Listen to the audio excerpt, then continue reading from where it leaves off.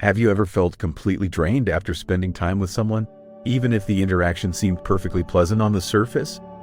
Like an invisible force has leached away your energy, leaving you feeling depleted and out of sorts. What if I told you that this might be more than just a bad mood, and that energy vampires could be subtly impacting your life?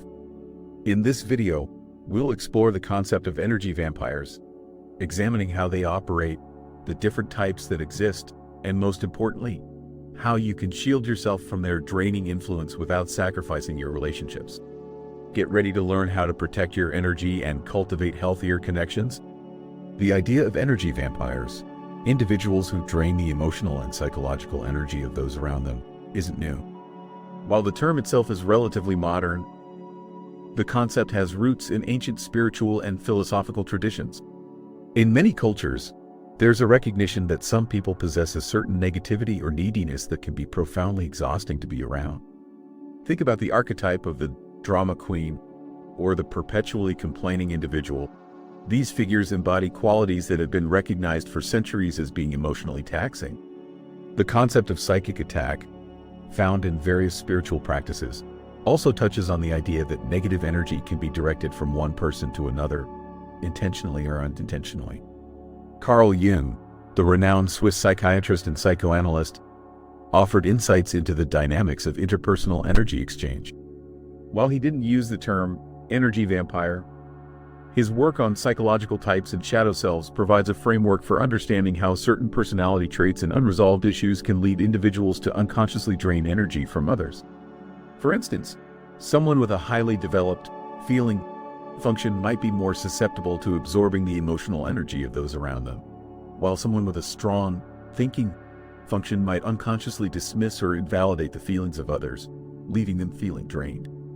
Jung also emphasized the importance of individuation, the process of becoming a whole and integrated person. When individuals are not aware of their own shadow selves, the parts of themselves they deny or repress, they are more likely to project these negative aspects onto others, creating a dynamic where they inadvertently drain energy. Modern psychology further illuminates the phenomenon of energy vampires through concepts like codependency and narcissism. Codependency, often rooted in childhood experiences, involves an excessive reliance on others for approval and validation. Codependent individuals tend to prioritize the needs of others above their own, often sacrificing their own well-being in the process. This dynamic can create a fertile ground for energy vampires, who are drawn to the codependent's willingness to give and give without setting healthy boundaries.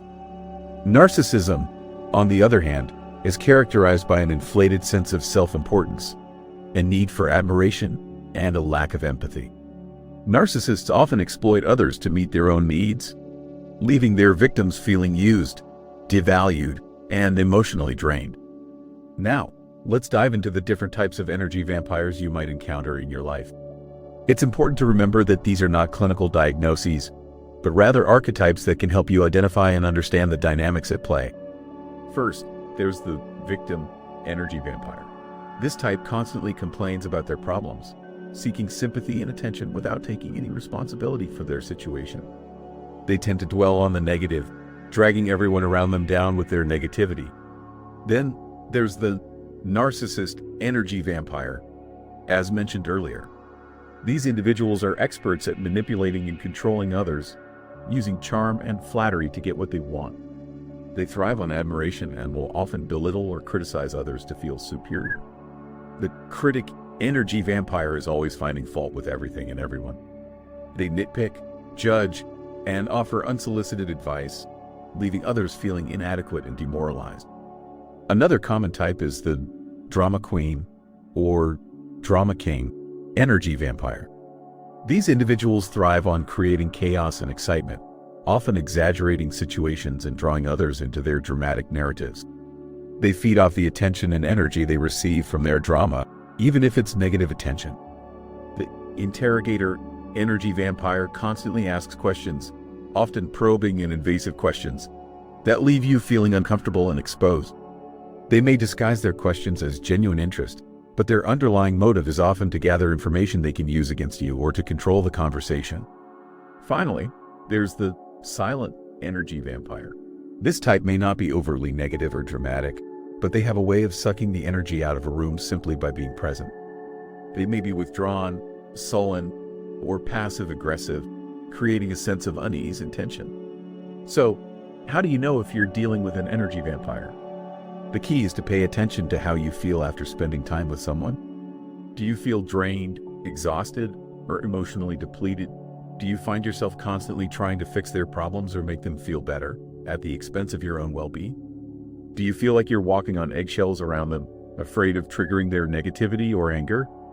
If you answered yes to these questions, it's likely that you're dealing with an energy vampire. Now, the most important part: how to shield yourself.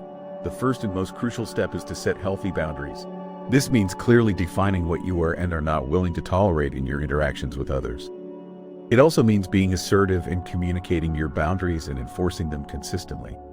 For example, if someone constantly complains to you about their problems, you might say, "I understand you're going through a tough time, but I'm not able to listen to complaints right now. I need to focus on my own well-being." It's important to be firm but kind. You don't have to be rude or aggressive, but you do need to be clear about your limits. Another effective strategy is to limit your exposure to energy vampires. This doesn't necessarily mean cutting them out of your life completely, especially if they are family members or close friends. However, it does mean reducing the amount of time you spend with them and being mindful of how you interact with them. For example, you might choose to only see them for short periods of time, or you might avoid certain topics that tend to trigger their negativity. You can also create physical distance by standing or sitting further away from them during conversations. Protecting your own energy is also paramount. This involves taking care of your physical, emotional, and spiritual well-being. Make sure you're getting enough sleep, eating healthy foods, and exercising regularly. Engage in activities that bring you joy and relaxation, such as spending time in nature, listening to music, or practicing meditation. It's also important to cultivate healthy relationships with supportive and positive people who uplift and energize you. Surround yourself with people who make you feel good about yourself and who encourage you to pursue your goals. Visualization techniques can also be powerful tools for shielding yourself from negative energy. Before interacting with an energy vampire, visualize yourself surrounded by a protective bubble of light. Imagine this light deflecting any negative energy that comes your way. You can also visualize yourself rooted to the ground, drawing energy from the earth. This can help you feel more grounded and centered, making you less susceptible to the draining influence of others. Another helpful technique is to visualize cutting cords of attachment with the energy vampire. Imagine a cord connecting you to them, and then visualize using a pair of scissors or a sword to cut the cord. This can help you release any energetic ties that are draining your energy. Remember, it's not your responsibility to fix or save energy vampires. They need to take responsibility for their own well-being and seek help if they need it. You can offer support and encouragement, but ultimately, it's up to them to make the changes they need to make. Don't get caught in the trap of trying to be their therapist or their rescuer.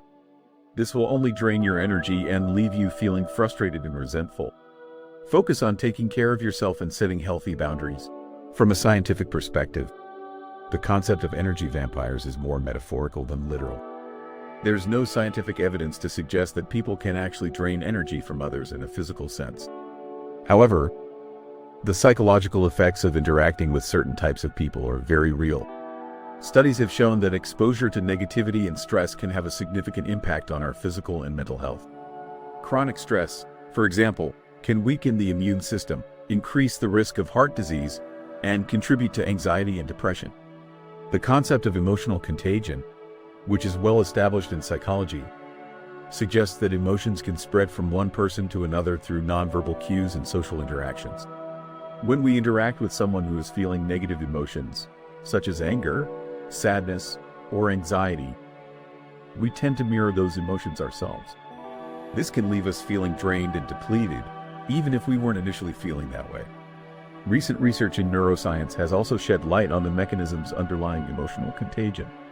Studies have shown that mirror neurons, which are specialized brain cells that fire both when we perform an action and when we observe someone else performing that action, play a key role in our ability to empathize with others. When we see someone expressing an emotion, our mirror neurons activate, allowing us to experience that emotion ourselves on some level. This can explain why we feel drained after spending time with someone who is constantly complaining or expressing negative emotions. While the term energy vampire may not be scientifically accurate, the underlying phenomenon of emotional and psychological draining is very real. By understanding the dynamics at play and implementing strategies to protect our energy, we can cultivate healthier relationships and improve our overall well-being. It's about recognizing the impact that others have on our emotional state and taking steps to create a more positive and supportive environment for ourselves. The concept of energy vampires has permeated popular culture, appearing in books, movies, and television shows. While these portrayals are often exaggerated and sensationalized, they reflect a widespread awareness of the phenomenon of emotional and psychological draining. The popularity of the term energy vampire suggests that many people resonate with the idea that certain individuals can have a negative impact on their energy levels and overall well-being. In the age of social media, the concept of energy vampires takes on a new dimension. Social media platforms can be breeding grounds for negativity, comparison, and drama. Spending excessive time scrolling through social media feeds filled with curated images and unrealistic portrayals of success can leave us feeling inadequate, anxious, and drained. It's important to be mindful of how social media affects our energy levels and to set healthy boundaries around our usage. Unfollow accounts that make you feel bad about yourself, and focus on connecting with people who uplift and inspire you. The rise of remote work and virtual communication has also created new challenges for protecting our energy. Spending hours on video calls can be particularly draining, as we are constantly bombarded with visual and auditory stimuli. It's important to take breaks throughout the day to disconnect from technology and recharge. Get up and move around, step outside for some fresh air, or simply close your eyes and take a few deep breaths. Ultimately, the concept of energy vampires serves as a reminder of the importance of self-care and boundary setting. By prioritizing our own well-being and cultivating healthy relationships, we can protect ourselves from the draining influence of others and create a more positive and fulfilling life. It's about recognizing our own worth, setting healthy boundaries, and surrounding ourselves with people who uplift and support us. So, as you reflect on the information we've covered today, consider this. Who in your life might be unintentionally draining your energy? What steps can you take to create healthier boundaries and protect your own well-being?